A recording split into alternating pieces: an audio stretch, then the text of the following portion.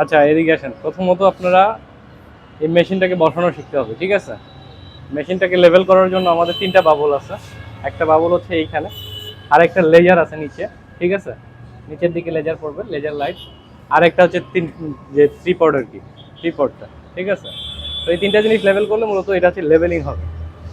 এরপরে হচ্ছে যে সেটআপের অংশ, যে আপনি মেশিনটাকে সেট করবেন, কোন স্টেশনে সেট করবেন, একটা স্টেশন সিলেক্ট করতে হবে, ওই স্টেশন। এরপরে যেটা করবেন সেটা হচ্ছে যে স্টেশনের পরে আপনার ধাপ শুরু হবে মেজারমেন্টের আর কি। তো তাহলে প্রথমত আমরা হচ্ছে যে মেজারমেন্ট করার আগে যেটা করবো, প্রথম ধাপ সেটা হচ্ছে কীভাবে সেট করবেন আর কি মেশিনটাকে।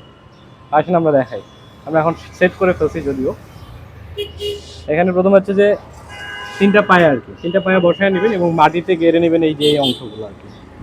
এই নিচের দিকে দেখেন, এদিকে চাপ দিয়ে এগুলা চারপাশে গেড়ে নেবেন। নেওয়ার পর এই মেশিনটা তো আমরা খোলা থাকে আর কি, যদি আমরা বলি এটা খোলা থাকে, এখান থেকে আপনার প্রত্যেকটা এই অংশটুকু খোলা থাকবে। তো নিয়ে এসে লাগানোর পর নিচের অংশটুকু আমরা নাটটা টাইট করে ফেলবো, ঠিক আছে? এবং আমরা মোটামুটি লেভেলটা আমরা পায়ে গেড়ে করে নিব, এই যে এই অংশটুকু মোটামুটি লেভেল করে নিব আমরা, এই অংশটুকু পায়ে গেড়ে। আর যতটুকু লেভেল হবে না সেটাকে আমরা এই স্ক্রুর মাধ্যমে অ্যাডজাস্ট করব, ঠিক আছে? এই স্ক্রুর মাধ্যমে অ্যাডজাস্ট করব।